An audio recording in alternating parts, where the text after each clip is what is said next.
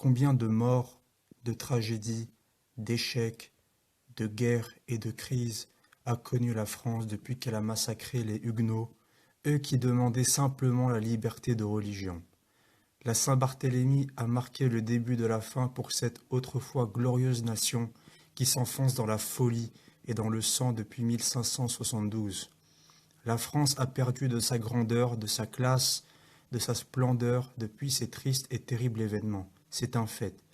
1 million de Français, la crème de la crème, se sont envolés par la suite, apportant grandeur et efficacité aux nations américaines, prussiennes, hollandaises, suisses ou encore anglaises. Quand un peuple se comporte en singe et en sauvage, Dieu place à sa tête des dirigeants à l'image des masses qu'il dirige. La France est une calamité. Son peuple a des oreilles mais n'entend pas. Les théories de l'évolution et du genre font consensus. La France croit en la raison humaine et toutes ses dérives, et dès qu'on parle de Dieu, on est moqué. Depuis ce massacre et l'acharnement de la France catholique à refuser le vrai évangile, on compte donc plusieurs générations entièrement rasées, perdues pour toujours par la Révolution, les guerres napoléoniennes, les 2 guerres mondiales et dans une moindre mesure la guerre d'Algérie. Qu'est-ce qui va suivre?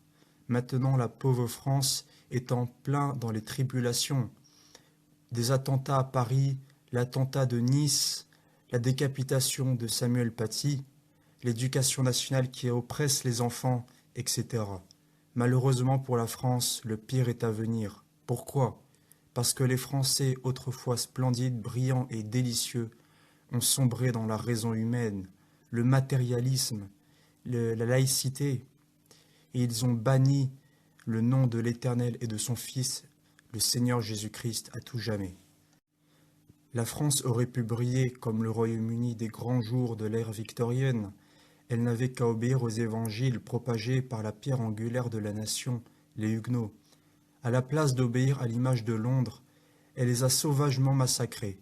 La France aurait pu porter la lumière de l'évangile en Europe ainsi que partout dans le monde, avec son potentiel et sa délicatesse immense.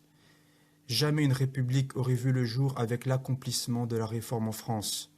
La monarchie aurait été sauvée, la France se serait libérée du joug gréco-romain païen de la perfide Rome, et la France aurait été sans nul doute bénie à l'image du Royaume-Uni et des États-Unis du XIXe siècle. Quelle tristesse! C'est terrible. Les lucifériens francs-maçons de France, piégés dans leur propre jeu, Robespierre finira décapité, à force d'avoir soif de pouvoir, se sont eux-mêmes entretués. Depuis 1789, la France n'a pas cessé d'agir en sauvage, à écouter la voix des scientifiques, des humanistes, des intellectuels, des anarchistes, des communistes et autres païens.